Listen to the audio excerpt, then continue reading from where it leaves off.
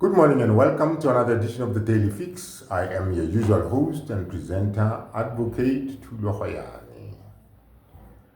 So, IPED and the Minister of Police have backtracked.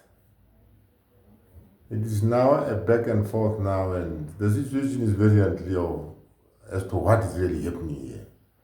You know, when the news first broke around Mkhwanazi facing these criminal charges of defeating the ends of justice, it was very clear that IPED was pursuing this at the behest of the minister. Now, all of a sudden, the minister says he has no knowledge of any such criminal charges being brought against Mkhwanazi.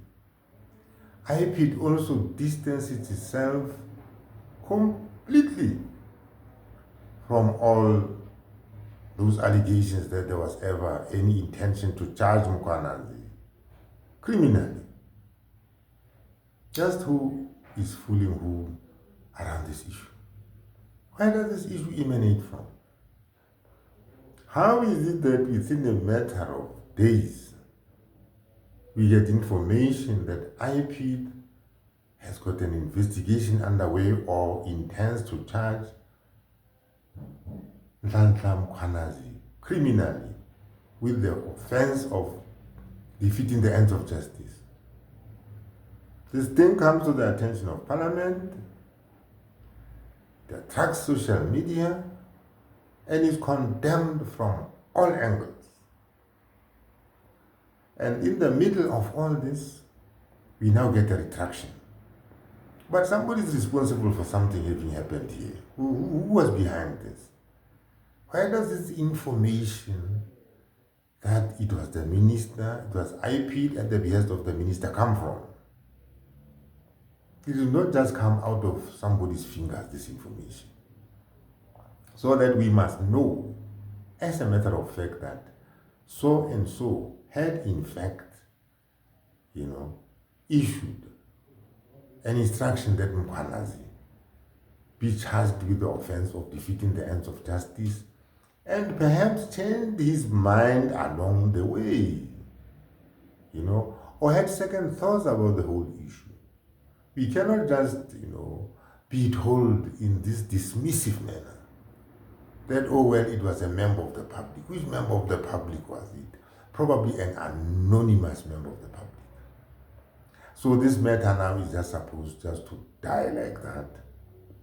Once that member of the public now, the blame has been shifted to that member of the public, that is the end of the story, because that member of the public is anonymous, and we are supposed just to fold our arms and say, well, that is the end of the problem. That is not the end of the problem, because Mkhwanazi has complained more times than I can, remember, that there is a concerted effort.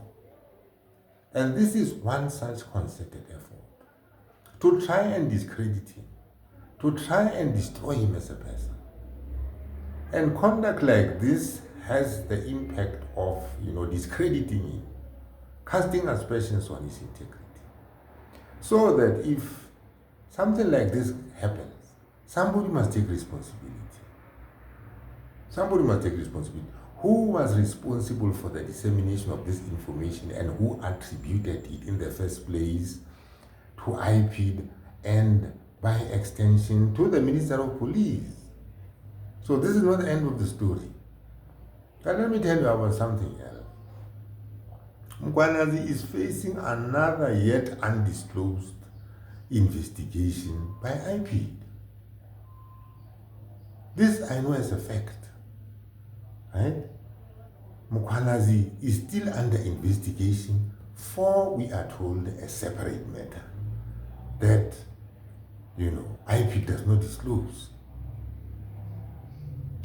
So what is this? What is this other thing? What is this other thing? It does not help anybody for IPED or the police to say there is a pending charge against Mkhwanazi and not disclose it. Why telling us that he's facing some other additional separate charge when you have no intention at all of telling us what that other charge is. Is it something, as trumped up as this one? Is it something as baseless as this one? Will that one materialize? But the starting point is, what is it? So there is somebody out there with an agenda to make sure that Mkhwanazi lives under this cloud of investigation. There is somebody out there like Mkhwanazi told Parliament's Portfolio Committee on the Police that there's a concerted effort to tarnish his image, to discredit him as a person and as a commissioner. This is why now we have this other pending or, additional, investigation which is still undisclosed at this stage. So somebody is still not satisfied out there. But the man continues to be under persecution because if this other matter still hangs over his head, he is not completely off the hook. And we better know who is behind Mkhwanazi and for what matter. What other matter is this now? Because looking at this other just past matter now, it came to nothing. But it did a lot of damage. Because you see, before these people start doing retractions, some other people have already made up their mind. Mkhwanazi's image, and Mkhwanazi is not just another policeman. He's the commissioner of a province. Now, if you are the commissioner of a province, people are supposed to have confidence in you. You are the top law enforcement official in that province. Now, if stories like this are going to be bandied about, allegedly because they emanate from IP and or the Commission of Police, and all of a sudden now they are supposed to, when people make a follow-up to this, now they're supposed to emanate, from some anonymous member of the police. Clearly somebody is running away from taking responsibility. But I believe it will be very interesting to see what it is that, this particular issue is all about. This other outstanding and separate matter that Mkhwanazi is under investigation for by IP.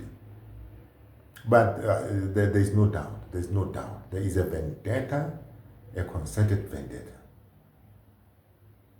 We need no better proof than what we are seeing before our eyes.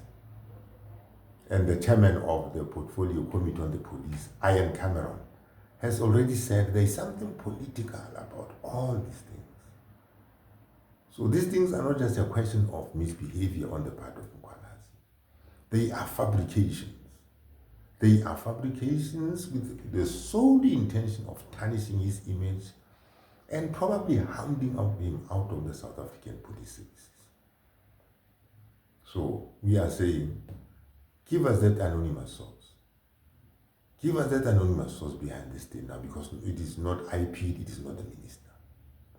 Give us additional information around,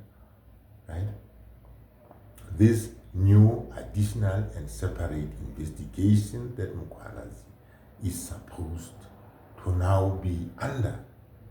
Because all indications were Mkhwanazi was off the hook. Now, if there's something else still dangling out there, we better know it. Because I always say there's no virtue in the information space. There's never a virtue. You see, something comes up like that, it raises a lot of, rumors and suspicions. People will start probing into this, and the information will come out. So it is for IP and the minister to come out clean and say, this is what we have and this is what we're investigating, so that we are able to deal with something tangible. Thank you very much for watching this video, and please have a nice day.